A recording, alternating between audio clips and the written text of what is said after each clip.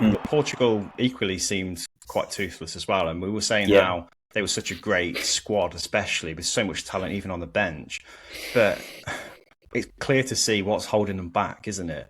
And sad as it is to say, Cristiano Ronaldo it's made them kind of regress from the World Cup, because we didn't see him hardly at all in the World Cup, did we, in Qatar? It was all about Gonzalo Ramos and building a team of individuals that are working really well as a collective, and that worked to an extent.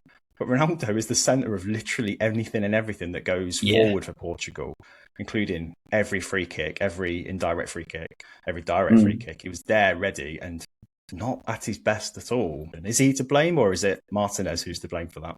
I think it's got to come down to the coach at the end of the day. Like, it's the same as we said earlier about Kane. Like, he's going to play as long as he makes himself available, because the manager is never going to take him out. And I think it's the same with Ronaldo. If Ronaldo says, yeah, I'm there, okay, great. But you've got to make the decision over whether or not he's the right one for you. And when you've got someone like Diogo Jota on the bench, like, that's the one for me. Ramos had a good time of it in the last tournament, but has not done anything really since.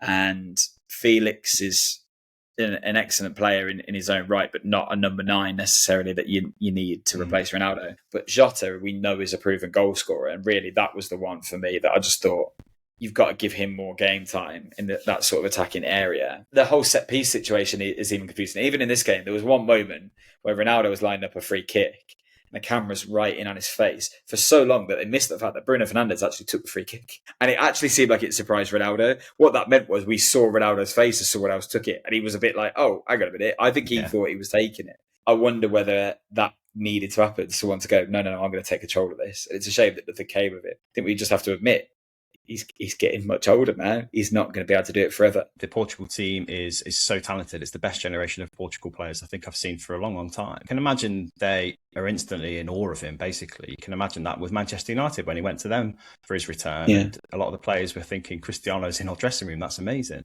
But when the kind of game that happened just then pans out every single time, you must start to think as a young player, he's actually holding me back and he's out holding this team back. And you must get frustrated. I'm sure they must get frustrated with the fact that they think that players like Jota, who's on the bench, could do better for the team than Cristiano Ronaldo. So it's a difficult one. And I do hope they find a role for Ronaldo going forward, but he shouldn't be starting games. He did 220-minute stints back to back. And for a guy his age, crazy. I mean, it's incredible fitness anyway, but it's too much, isn't it? So a sad way to bow out of Euros. Who knows whether he'll be at the next World Cup.